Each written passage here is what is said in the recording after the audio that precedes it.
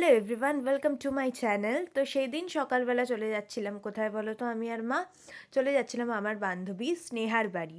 কারণ বলে ওদের বাড়িতে আজকে ছিল হচ্ছে বড় করে একটা পুজো, আর আমরা সেখানে ইনভাইটেড ছিলাম। আমার বাকি কলেজের বন্ধুরাও ইনভাইটেড ছিল।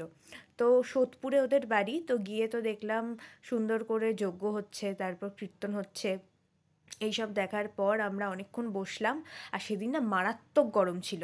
আমরা তাই খেতে বসে পড়েছি এখানে। খাওয়া দাওয়া হয়ে যাওয়ার পর একটু রোদটা পড়ে এলে আমরা একটু ছবি তুলতে গেছিলাম পাশে। আর ছবি তোলার পর আমরা আস্তে আস্তে বাড়ির উদ্দেশ্যে রওনা হয়ে যাই। আমি আর মা লেডিস স্পেশালে যাবো বলে পরে বেরিয়েছিলাম, আর আমার কলেজের বাকি বন্ধুরা চলে গেছিলো আগে। তো আমার বাবা, আমার মা আর আমরা তিনজনে সেম ট্রেনে ছিলাম, কিন্তু আমি লেডিসে ছিলাম আর আমার বাবা অফিস থেকে ফিরছিল, জেনারেলে ছিল।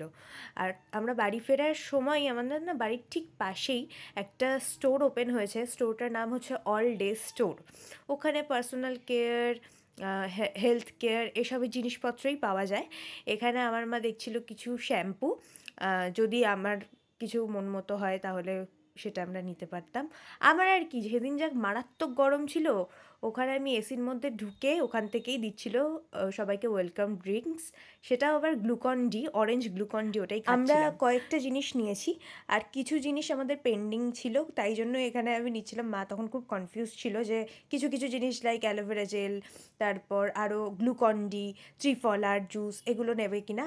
তো ফাইনালি আমরা বললাম যে ওগুলো পরে নেব। আর আমরা কি কি নিয়েছি সেটাও তোমাদের দেখাচ্ছি। ফার্স্ট ডে ছিল, সার্ভিস ওদের কিন্তু অত ভালো ছিল না। সেলস পার্সনরা ভালো কাজ করছিল, কিন্তু এখানে বিলিং কাউন্টারে যে ছিল সে একদমই কাজ জানে না, ভুলভাল করে দিচ্ছিল। আমি ওখানে দাঁড়িয়ে না থাকলে ভুলভাল জিনিস দিয়ে দিত।